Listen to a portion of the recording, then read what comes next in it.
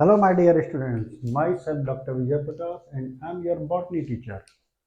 और आज हम पढ़ने वाले हैं लिविंग बर्ड का नेक्स्ट टॉपिक रिप्रोडक्शन।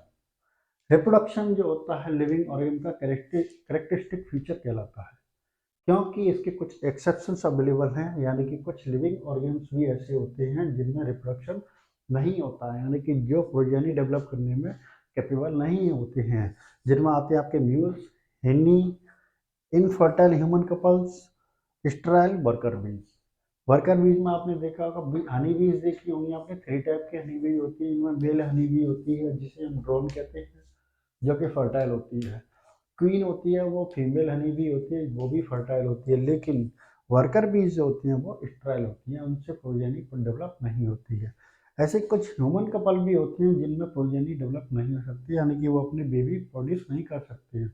उनके लिए क्या होता है, उनमें ह्यूमन कपल के अंदर इनफर्टिलिटी क्यों पाई जाती है? क्योंकि उनके अंदर कुछ अलग रीजन्स होते हैं, जैसे कि आपके स्पर्म काउंटिंग कम होगी, या स्पर्म प्रोडक्शन नहीं होगा, या फिर उनके अंदर कोई जेनेटिक डिजीज होगी, जीन डिसऑर्डर होंगे, जिनकी वजह से वो ह्यूमन कपल फर्टाइल नहीं होते हैं।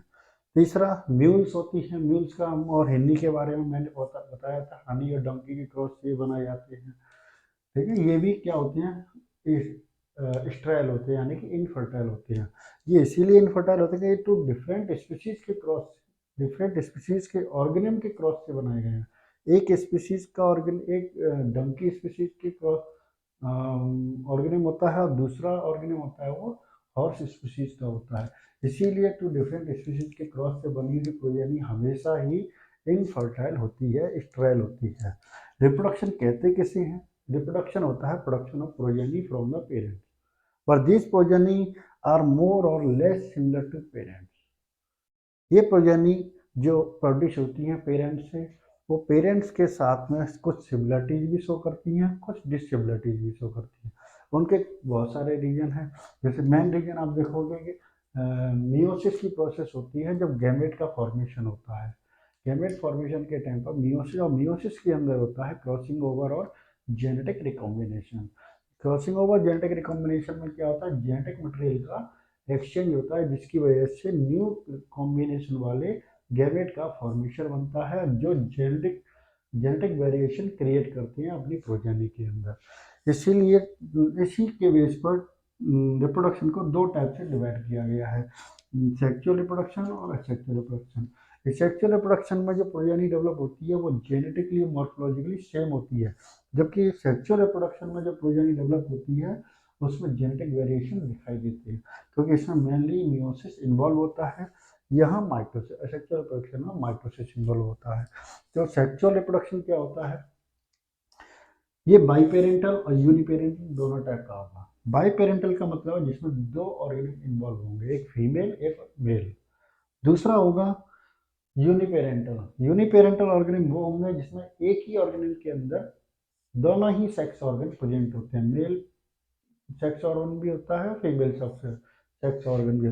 जनरली ये हम देखते हैं प्लांट्स के अंदर, जो फ्लावरिंग प्लांट होते हैं, बाइसेक्सुअल फ्लावरिंग प्लांट होते हैं, उनमें दिखाई देता है। इन्वॉल्व रेप्टिल प्रोडक्शन की प्रोसेस में होता क्या है, एक तो गैमेट का फॉर्मेशन होना जरूरी है, दूसरा गैमेट का फ्यूजन होना जरूरी है। गैमेट का फॉर्मेशन होता है मियोसिस के थ्रू, जिससे जेनेटिकली डिफरेंट गैमेट बनते हैं। यही जेनेटिकली डिफरेंट गैमेट जो आपस में फ्यूज करते हैं, तो फ्यूजन के बाद में जायगोट बनता है। जायगोट डेवलप होकर के एम्ब्रियो बनाता है। एम्ब्रियो में डेवलपमेंट और डिफ्रेंशिएशन दोनों ही प्रोसेस होते हैं, जिसके बाद में ऑर्गेनिज्म का डेवलपमेंट होता है। अब सेक्सुअल रिप्रोडक्शन में जेनेटिकली डिफरेंट गैमेट्स का फॉर्मेशन होता है, जिसकी वजह से सेक्सुअल रिप्रोडक्शन से जो प्रोजेनी बनती है उसमें भी जेनेटिक वेरिएशन दिखाई देती है। मतलब वो अपने पेरेंट्स के जैसे भी नहीं होंगे, ना ही वो आपस में एग्जैक्टली सेम होंगे, आइडेंटिकल नहीं होते। आइडेंटिकल तभी होते हैं जब ट्विंस होते हैं। मोनोजाइगोटिक ट्विंस जो होते हैं वो आइडेंटिकल ट्विंस कहलाते हैं, लेकिन सभी में ट्विंस नहीं। तो जनरली जो प्रोजेनी डेवलप होती है सेक्सुअल रिप्रोडक्शन में, उनमें जेनेटिक वेरिएशन आ जाती है। इसलिए सेक्सुअल रिप्रोडक्शन क्या है, जेनेटिक वेरिएशन का सोर्स माना जाता है। तो इसमें जो जेनेटिकली डिफरेंट प्रोजेनी पाई जाती हैं। अब सेक्सुअल रिप्रोडक्शन जो होता है वो स्लो प्रोसेस होती है, क्योंकि बहुत लॉन्ग प्रोसेस है, कॉम्प्लेक्स प्रोसेस है, इलेबोरेटिव प्रोसेस है। क्योंकि इसमें पहले गैमेट फॉर्मेशन होगा, गैमेट फ्यूजन होगा, जाइगोट बनेगा, जाइगोट से एम्ब्रियो बनेगा, एम्ब्रियो से ऑर्गेनिज्म का डेवलपमेंट, ऑर्गन्स बनेंगे, डिफरेंट टाइप के ऑर्गन डेवलपमेंट, सिस्टम बनेगा, ऑर्गन सिस्टम के बाद बॉडी बनती है। तो बहुत लंबी प्रोसेस होती है, स्लो होती है, एलेबरेट होती है, कॉम्प्लेक्स प्रोसेस होती है। तो किस किस में होती है? मल्टी सेलुलर ऑर्गेन्स में मोस्टली ये पाई जाती है, जैसे कि प्लांट्स में, एनिमल्स में, इनमें ये देखी गई है सेक्सुअल रिप्रोडक्शन की प्रोसेस। दूसरा टाइप है असेक्सुअल रिप्रोडक्शन। एसेक्सुअल रिप्रोडक्शन होता है यूनिपेरेंटल, इसमें बाई पेरेंटल की जरूरत नहीं पड़ती है, यानी कि दो पेरेंट की जरूरत नहीं है, एक ही पेरेंट से प्रोजेनी डेवलप की जा सकती है, और उसमें माइटोसिस होना जरूरी होता है। माइटोसिस होगा तभी उसमें कैसी प्रोजेनी बनेगी? हमेशा पेरेंट जैसी प्रोजेनी बनेगी, आइडेंटिकल प्रोजेनी बनती है। इसमें गैमेट का फॉर्मेशन हो भी सकता है और गैमेट का फॉर्मेशन नहीं भी हो सकता है। जरूरी नहीं है कि गैमेट बने, और जरूरी है कि ये भी जरूरी नहीं कि गैमेट नहीं भी बने। तो इसमें गैमेट बन भी सकते हैं, गैमेट नहीं भी बन सकते, लेकिन ये लाइन बड़ी इंपॉर्टेंट है,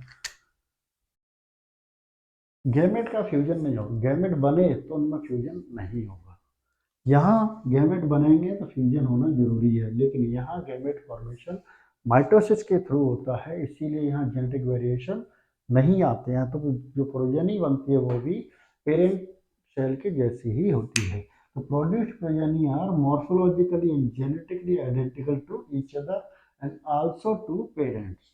अपने पेरेंट्स के जैसी होगी, आइडेंटिकल, और साथ ही एक दूसरे के साथ भी वो आइडेंटिकल ही होती है, मॉर्फोलॉजिकली और जेनेटिकली। ऐसी प्रोजेनी को हम कहते हैं क्लोन्स। तो असेक्सुअल प्रोजेनी क्या कहलाती है? क्लोन्स कहलाती है। अब ये प्रोसेस बहुत सिंपल होती है और फास्ट होती है, क्योंकि इसमें कोई लंबी चौड़ी प्रोसेस नहीं होती है, जैसे जायगोट फॉर्मेशन, एम्ब्रियो। इसमें केवल एक माइटोसिस की प्रोसेस होती है, जिसके थ्रू जो सेल बनती है वही डेवलप होकर के ऑर्गेनिज्म बनाती हैं। सेक्सुअल रिप्रोडक्शन के 5 टाइप्स हैं जो हमें आगे की क्लास में पढ़ने हैं। पहला है स्पोरुलेशन। स्पोरुलेशन का मतलब होता है स्पोर का फॉर्मेशन होना, जो एल्गी और फंजाई में हम देखेंगे। बडिंग यीस्ट और हाइड्रा में होती है। ट्रू रिजुनेशन प्लेनेरिया में होता है, जिसे फ्लैटवर्म कहा जाता है। फ्रेगमेंटेशन जो फिलामेंटस एल्गी है, फिलामेंटस फंजाई है। प्रोटोनीमा ऑफ मॉस, ब्रायोफाइटा का मॉस जो टाइप है उसमें प्रोटोनीमा का फॉर्मेशन होता है, वो भी फिलामेंटस होता है। और लास्ट है बाइनरी फिशन। बाइनरी फिशन आता है आपका अमीबा और बैक्टीरिया और अमीबा के अंदर। तो यूनिसेलुलर ऑर्गेन्स होती हैं, उनके अंदर हम इनको देखेंगे, ये सेक्सुअल रिप्रोडक्शन के बारे में। और आज की क्लास के लिए बस इतना ही। रिप्रोडक्शन से कोई क्वेश्चन हो किसी का बेसिक, तो मुझसे कमेंट में आप पूछ सकते हैं, और आगे की क्लास में हम पढ़ेंगे स्पोरुलेशन के बारे में। हाँ, थैंक यू।